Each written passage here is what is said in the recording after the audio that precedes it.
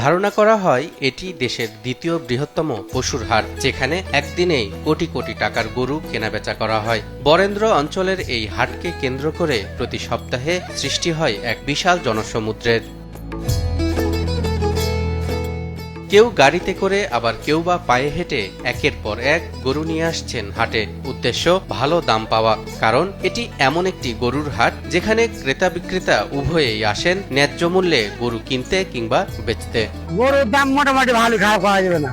উত্তরবঙ্গের পশুর হাটের কথা উঠলেই সবার আগে নাম আসে চাঁপাইনবাবগঞ্জের নাচোল উপজেলার সোনাইচন্ডী হাটের। প্রতি বুধবার বসা এই হাটটি বর্তমানে বাংলাদেশের দ্বিতীয় বৃহত্তম গরুর হাট হিসেবে পরিচিতি লাভ করেছে। অনেক বড় হাট, যা ঘুরে যায় যে আপনার শেষ করতে পারবেন না এক বেলার ভিতরে। আর এখানকার গরু আপনার মানেও ভালো, সব দিকে ভালো, দামও কম।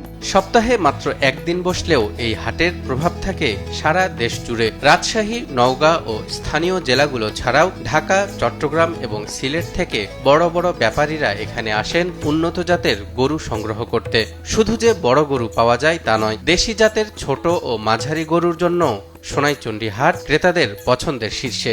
ময়মনসিংহ, ঢাকা, চট্টগ্রাম, সিলেট এলাকা আছে, বিভিন্ন জায়গা আছে আর কি। সোনাইচন্ডী হাটের অর্থনৈতিক গুরুত্ব এখন আকাশচুম্বী। বাজার সংশ্লিষ্টদের তথ্য মতে একদিনে এখানে গড়ে 5 থেকে 8 কোটি টাকার গরু কেনাবেচা হয়। শিবগঞ্জ থেকে এসেছি সোনাইচন্ডী হাটে। বেশ ভালো গরু নেমেছে হাটে, অনেকগুলো গরু, রং বেরঙের গরু, অনেক গ্রাহক নেমেছে এবং হাটের পরিবেশ আবার খুব ভালোই আছে, শান্ত বাজার, অনেক ক্রেতা এবং অনেক বিক্রেতা এসেছেন।